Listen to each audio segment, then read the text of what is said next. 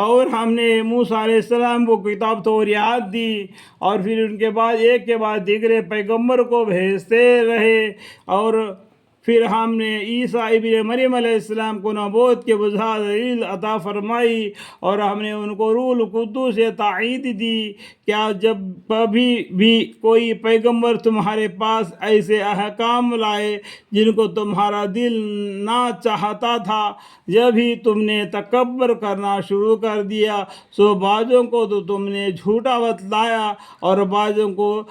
بے دھڑک قتل ہی کر ڈالتے تھے، اور وہاں یہودی افتخاراً کہتے ہیں کہ ہمارے قلوب محفوظ ہے، بلکہ ان کے کفر کے سبب ان پر خدا کی مار ہے، سو بہت ہی تھوڑا سا ایمان رکھتے ہیں۔ اور جب ان کو ایک ایسی کتاب پہنچی یعنی قرآن جو من جانب اللہ ہے اور اس کی بھی تصدیق کرنے والی ہے جو پہلے سے ان کے پاس ہے، یعنی توریات، حالانکہ اس کے قبل خود بیان کیا کرتے تھے کہ کفار سے پھر جب وہ چیزیں آ پہنچی جس کو وہ خوب جانتے پہچانتے ہیں تو اس کا صاف انکار کر بیٹھے، سو بس خدا کی مار ہو ایسے منکروں پر۔ وہ حالت بہت ہی بری ہے جس کو اختیار کر کے وہ اپنے جانوں کو چھڑانا چاہتے ہیں، اور وہ حالت یہ ہے کہ کفر کرتے ہیں ایسی چیز کی جو حق تعالیٰ نے نازل فرمائی، محض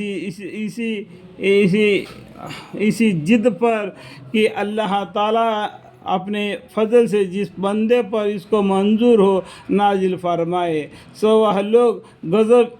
غضب کے مستحق ہو گئے، اور ان کفر کرنے والوں کو ایسی سزا ہوگی جس میں ذلت بھی ہے۔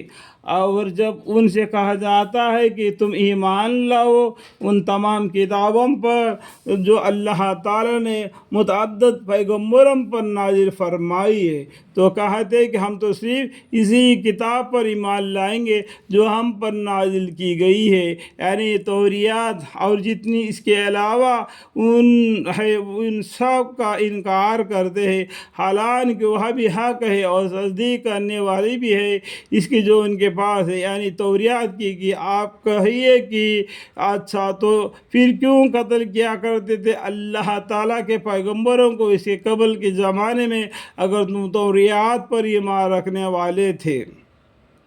اور حضرت موسیٰ علیہ السلام تو لوگوں کے پاس صاف صاف دلائل لائے، مگر اس پر بھی تم لوگوں نے گوسالہ کو معبود تجویز کر لیا موسیٰ علیہ السلام کے طور پہاڑ پر جانے کے بعد، اور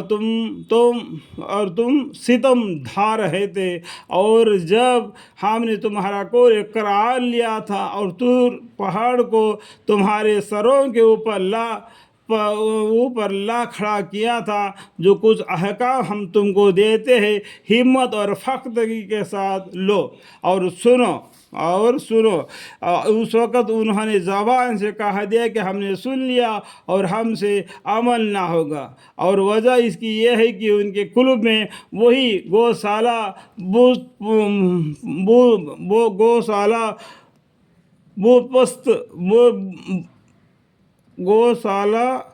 بت پست ہو گیا تھا ان کے کفر سابق کی وجہ سے۔ آپ فرما دیجیے کہ یہ احوال بہت ہی بری ہے جن کے تعلیم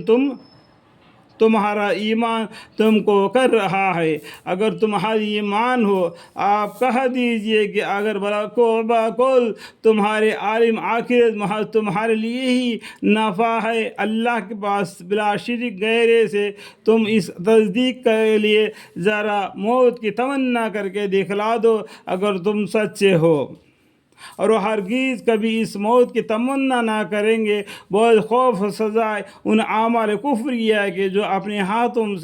ہاتھوں سمٹے ہیں، اور حق تعالیٰ کو خوب اطلاع ہے ان ظالموں کے حال کی آواز، تو ان کو حیات دنیا کا حریص عام آدمیوں سے